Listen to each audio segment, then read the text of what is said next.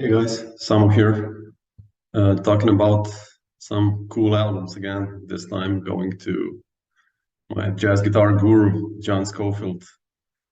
Year was 1989 when this album came out, Time on My Hands, and I think, it's one of my favorite albums of Sco. And,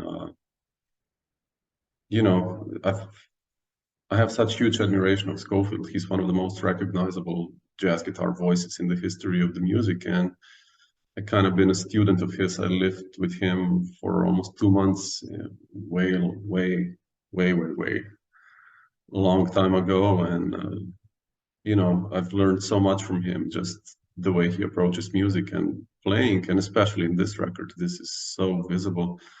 And Time on My Hands also represents his really long cooperation with Joe Lovano, of course, one of the best tenor saxophone players ever played the music. Again, one of the most recognizable voices on the instrument.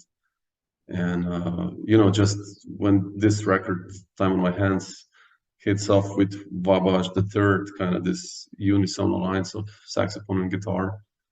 And then the solos go into this kind of Ornette, Coleman-ish vibe, free playing almost. It's just, it's such a beautiful record, and Scofield wrote such amazing tunes. And it's also his beginning with the giant Blue Note, of course. I think he did later 8 albums for the label Blue Note Records, and this is the first one. And, for the debut, after leaving Gramavision, going to Blue Note, for the debut for Blue Note, he chose Charlie Haden and Jack DeJohnette, who are, the killing rhythm section ever, and they kick it off really hard on this album. And it's funny, the other day I listened to 8081 by Pat Metheny, and it also has DeJohnette and Charlie Haden, and just the vibe these two guys always create together is just awesome. And Scofield wrote this beautiful music for them also, and they just build everything from going into kind of swing to melodic open playing to almost like New Orleans types of vibes on some tunes. And Time on Hands, by the way, also features my favorite John Scofield solo, which is Time and Tide.